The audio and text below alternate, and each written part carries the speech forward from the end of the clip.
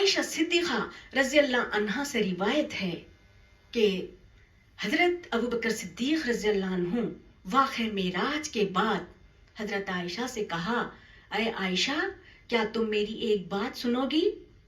تو حضرت عائشہ نے عرض کیا، اے والد محترم فرمائیے کیا بات ہے؟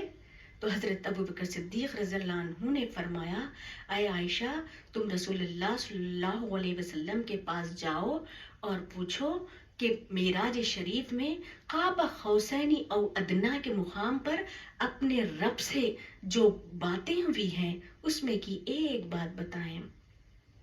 حضرت عائشہ صدیقہ رضی اللہ عنہا رسول اللہ صلی اللہ علیہ وسلم کی خدمت میں حاضر ہوئی اور عرض کرنے لگی کہ اے میرے والد محترم، اے اللہ کے رسول، جو آپ خواب قوسین، کیا میں آپ سے ایک بات پوچھ سکتی ہوں؟ حضرت عائشہ صدیقہ نے رسول اللہ صلی اللہ علیہ وسلم سے عرض کیا، اے اللہ کے رسول کیا میں آپ سے ایک بات پوچھ سکتی ہوں؟ آپ کیا ایک بات بتاؤ گے میری؟ تو رسول اللہ صلی اللہ علیہ وسلم نے فرمایا، کہو عائشہ کیا بات ہے، کیا بات ہے؟ تو حضرت عائشہ صدیقہ نے عرض کیا، اے اللہ کے رسول معراج شریف میں قاب قوسین اور ادنا کے مقام پر اپنے رب سے جو باتیں ہوئی ہے اس میں کی ایک بات بتائیے۔ یہ سن کر رسول اللہ صلی اللہ علیہ وسلم مسکرائے اور فرمانے لگے، آخر ابو بکر نے پوچھ ہی لیا ہے، آخر ابو بکر نے پوچھ ہی لیا ہے تو سنو عائشہ، معراج شریف میں اللہ نے کہا ہے، میری امت میں سے جو شخص ٹوٹے دل کو جوڑتا ہے تو وہ اللہ سے جڑ جاتا ہے اور اس پر اللہ کا عذاب نازل نہیں ہوتا۔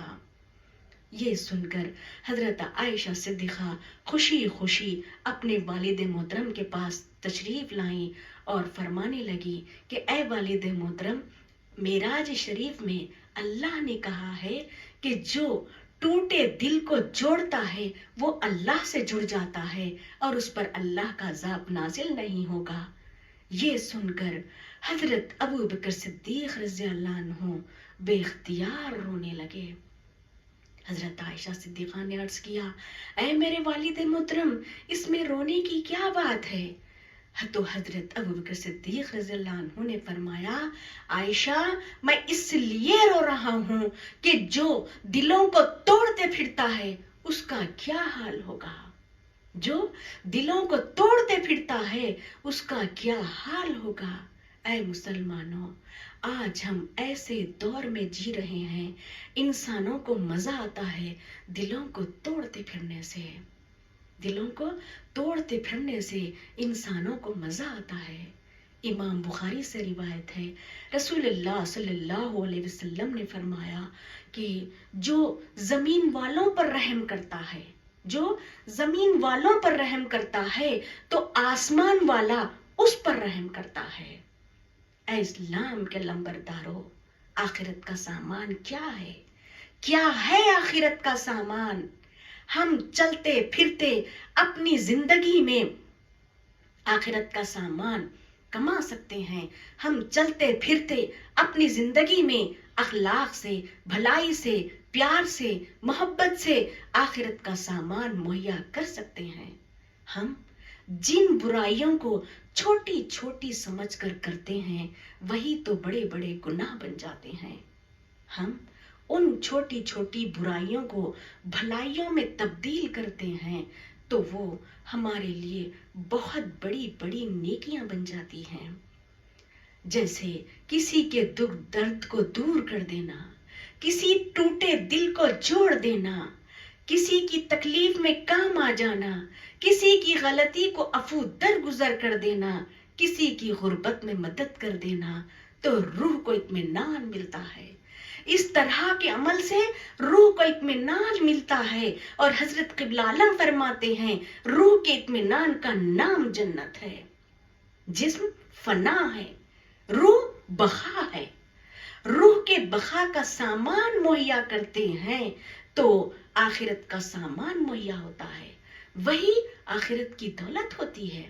تو آئیے اللہ رب العالمین سے دعا گو ہوں، رسول اللہ صلی اللہ علیہ وسلم کے واسطے سے، اے باری تعالیٰ معراج شریف کی تمام آیات ربانی پر ایمان لانے کی توفیق عطا فرما، قرآن کریم کی ہر آیت ربانی پر ایمان لانے کی توفیق عطا فرما۔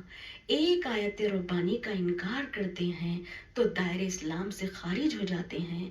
اے باری تعالیٰ، ہم کو مسلمان کے مکمل درجے پر فائز ہونے کی توفیق عطا فرما۔ اے باری تعالیٰ، روح کی بقا کا سامان مہیا کرنے والا بنا دے، آخرت کی دولت حاصل کرنے والا بنا دے۔ ربنا ظلمنا انفسنا وان لم تغفر لنا وترحمنا لنكونن من الخاسرین۔